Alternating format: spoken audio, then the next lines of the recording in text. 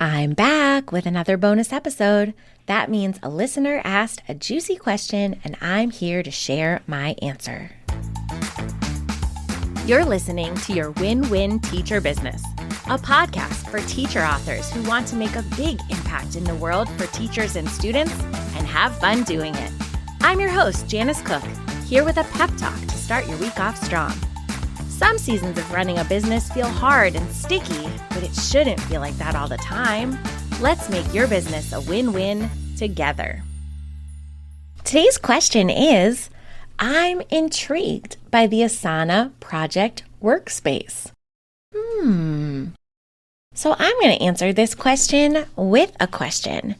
If you're feeling intrigued and you're feeling curious, what might be the next step? So when I meet with someone about project management, I really try to figure out what feels sticky about their business right now. Because sometimes you have a system that's working really, really well for you, but you're curious about this other tool that someone else is using. And that alone is not a reason to change your system and move to another technology tool. But if there's something about your system that isn't working well, then let's shop for a solution for a tool that could work better. Because at the end of the day, there are seasons of business that one tool is really suited for, but then your business grows and your goals change, and it makes sense that we need to grow into new tools for the next chapter of business. That's totally normal. So we don't want to move into an Asana workspace just because we saw that someone else had one and they loved it. But if there is something about your business that's feeling sticky, I'd love to chat about it. And I'd love to help you find clarity if Asana could solve the problem. Asana is not a match for absolutely everyone. And there are plenty of times where people have come to me with a coffee chat question and we've talked about their systems and I've told them to stick with the systems they have, or even made a matchmaker connection and steered them to another tool that I think would be a better fit. But if you're feeling intrigued, if you're feeling curious about project management and Asana and what it could do for you, here are some options. Number one, you could hop on a coffee chat with me and ask. And I will open up a brand new Asana workspace and show you what it could or couldn't do for your season of business. Option number two, I have a free course preview that gives you a brand new, shiny, just recorded, a new version this year, visual walkthrough towards what Asana even looks like.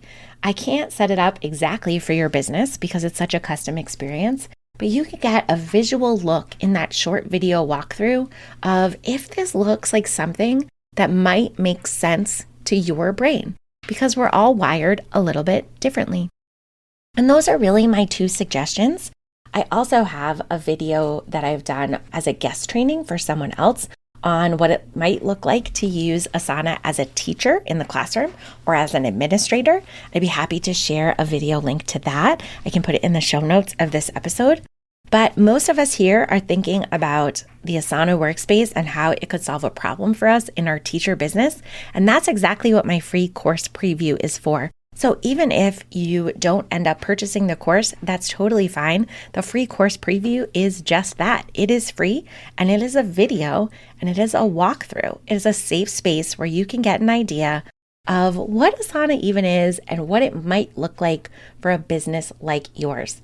And if you pop through that visual training and have a burning question that training didn't answer, hop on my coffee chat calendar and let's chat about what you're curious about specifically, because sometimes that's the best way to get an individual answer to your next step and what tool is a best fit for you. So if you're curious about Asana and intrigued about that workspace, you're in the right place. I'm so glad that the internet connected us, and I hope that one of those two steps is helpful for the next step in your journey. Do you have a teacher business question that you're hoping to hear answered on the podcast? I'll leave a link for you in the show notes. Thanks for making this podcast a part of your day. I'd love to help you find clarity with your next step in business. Go to cookfamilyresources.com/hiring-guide. I'll also leave that link in the show notes for you. This guide is packed with good news for those days when you feel like you can't possibly do it all. It might be time for you to invest in paid support, but the truth is there are a lot of free steps to explore first. After you dive into that guide, I'll be in your inbox every Monday morning with more actionable tips to help you enjoy running your business again. See you in the next episode.